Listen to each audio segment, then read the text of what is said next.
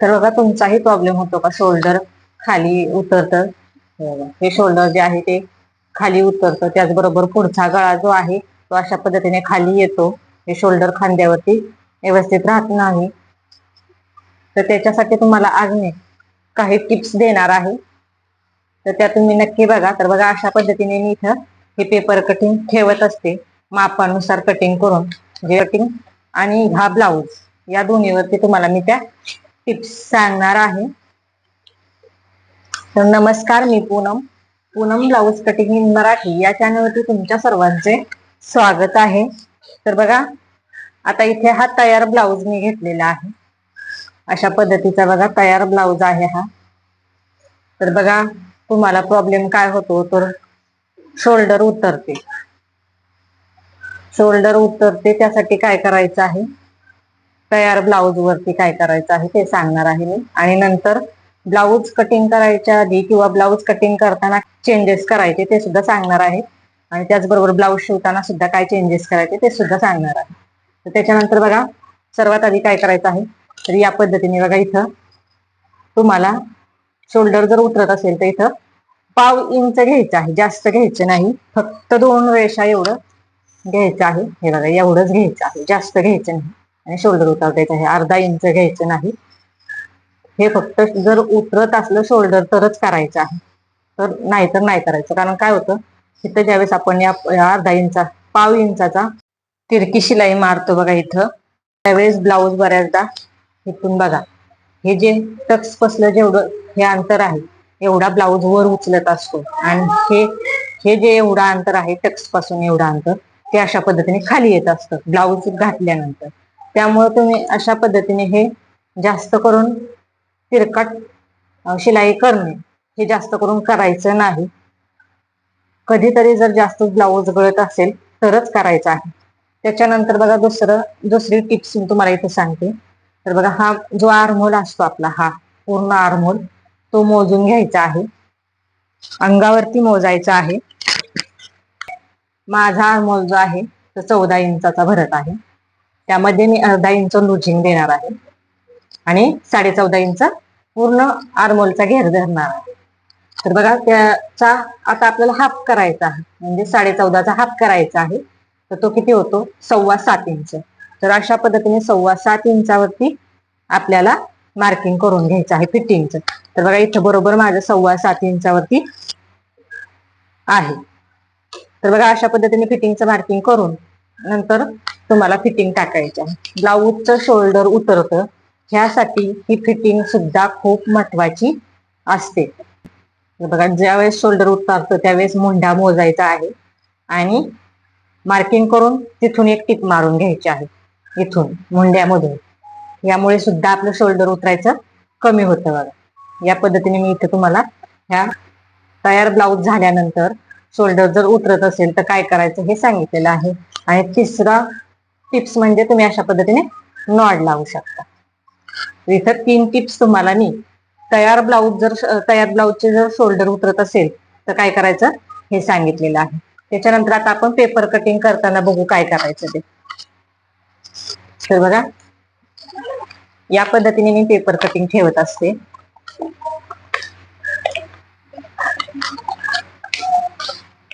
आता ही माझी paper cutting जी आहे ती परफेक्ट आहे, फक्त तुम्हाला दाखवण्यासाठी मी इथं दाखवत आहे. तर बघा हा मागील भाग जो आहे तो घ्यायचा आहे आपल्याला. मागील भाग जो आहे तो घ्यायचा आहे. कटिंग किंवा मापे टाकतानाच काय करायचं आहे आपल्याला, इथून द्यायचं. इथं आधी आपण अर्धा इंच काढून घेऊ साईडला. या पद्धतीने अर्धा इंच काढून घेतली आणि ही अर्धा इंचाची. तर बघा हे माप सुद्धा खूप महत्वाचं आहे. पुढचा आणि मागचा भाग तुम्हाला उंची मोजून घ्यायची आहे. अशा पद्धतीने ब्लाऊजची उंची मोजून घ्यायची बघा या पद्धतीने. आणि बरोबर उंचीचं मार्किंग करून घ्यायचं आणि नंतर शोल्डर जॉईन करून घ्यायचं. तर दोन्ही पार्टला बघा असंच करायचं आहे. हे बघा इथं 13.5 इंच आलं, मग ही 13.5च सरळ लाईन आखून घ्यायची. किंवा बरोबर आपली ही टिप जी आहे ना ती याच्यावरून आली पाहिजे. पुढच्या भागाची सुद्धा उंची मोजायची आहे, मागच्या भागाची उंची मोजायची आहे आणि नंतर शोल्डर जॉईन करायचा आहे.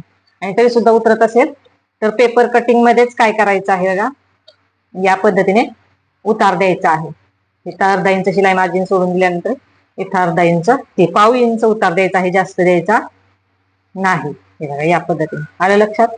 आता त्याच्यानंतर बघा आपण हे मोजून घेऊ. तर बघा हे किती भरत आहे, 13.25 इंच भरत आहे बरोबर. आणि इकडची साईड मोजायची, ही किती भरत आहे, तर ही 13.5 इंच भरत आहे. आले लक्षात. तर 13.25 आणि 13.5 म्हणजे बरोबर पाव इंचाचा डिस्टन्स झालेला आहे. तर बघा इकडच्या साईडने मग ब्लाऊज काय होतो, असा खाली येतो आणि ही साईड थोडी वर राहते. त्यामुळे मग आपल्याला काय करायचं, या साईडने सुद्धा पाव इंच मार्किंग करायचं आणि हे टक्सची जी रेषा आहे तिथं हे असं तिरकं जॉईन करायचं आणि हे कट करून काढायचं आणि नंतर ब्लाऊज शिवायचा. ही अशी पेपर कटिंग करायची ज्यावेळेस गळा उतरत असेल त्यावेळेस, म्हणजे गळा ढिल्ला राहत असेल किंवा शोल्डर उतरत असेल त्यावेळेस. त्याच्यानंतर बघा हे शोल्डर किती आहे, 5.5 इंच. आणि तुमचं जर शोल्डर उतरत असेल तर पेपर कटिंग मध्येच बदल करायचा आहे. 5 इंच शोल्डर घ्यायचा आहे, नाहीतर मग 5.25 इंच घ्यायचा आहे, म्हणजे तुमचं शोल्डर उतरणार नाही. आणि गळा रुंदी जी आहे तशीच ती सुद्धा कमी करायची आहे, 2 इंच घ्यायची आहे, नाहीतर 2.25 इंच घ्यायची आहे. अशा पद्धतीने शोल्डर पट्टीमध्ये बदल करायचा आहे ज्यावेळेस गळा ढिल्ला राहतो किंवा शोल्डर उतरतं त्यावेळेस. मुंडा मात्र आहे एवढाच ठेवणार आहोत, किंवा आरमोल मोजून तुम्ही मुंड्याचं माप टाकायचं आहे. हे झालं मागच्या भागामधलं. आता याच्यानंतर पुढच्या भागामध्ये सुद्धा काय करायचं ते सुद्धा मी तुम्हाला इथं सांगणार आहे. तर बघा अशा पद्धतीने आपण ही कटोरी तयार करून घेतलेली असते. आता हे जे मार्जिन आहे आपलं, हे मार्जिन आहे. आणि त्याच्यानंतर बघा हे सुद्धा आपण ह्याच्यावरती वाढवून घेत असतो, ब्लाऊज पिसावरती मांडल्यानंतर वाढवून घेत असतो. तर हे मार्जिन जे आहे ना ते आपलं बरोबर पूर्ण असं गुंतलं पाहिजे बघा. ज्यावेळेस आपण याला टिप मारू ना त्यावेळेस हे पूर्ण गुंतलं पाहिजे, यातलं थोडं सुद्धा ठेवायचं नाही, असं पूर्ण गुंतवून घ्यायचं आहे.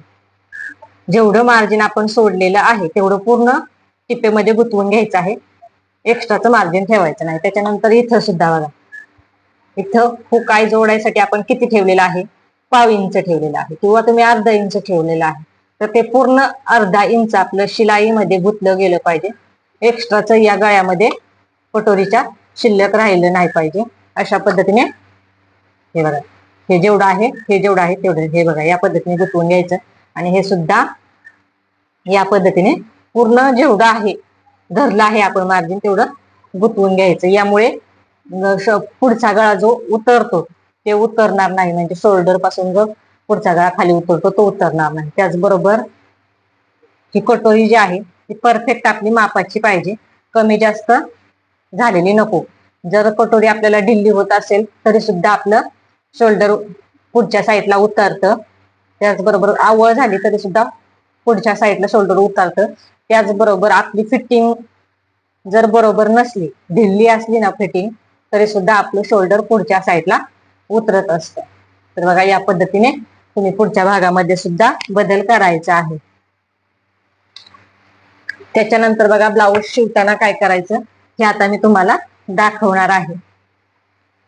तर बघा या पद्धती तर तुम्ही वापरायच्याच आहेत शोल्डर उतरू नये म्हणून, पण तुमची पेपर कटिंग सुद्धा कुठेतरी चुकत असणार आहे, किंवा तुमचा ब्लाऊज शिवताना सुद्धा कुठेतरी चुकत असणार आहे.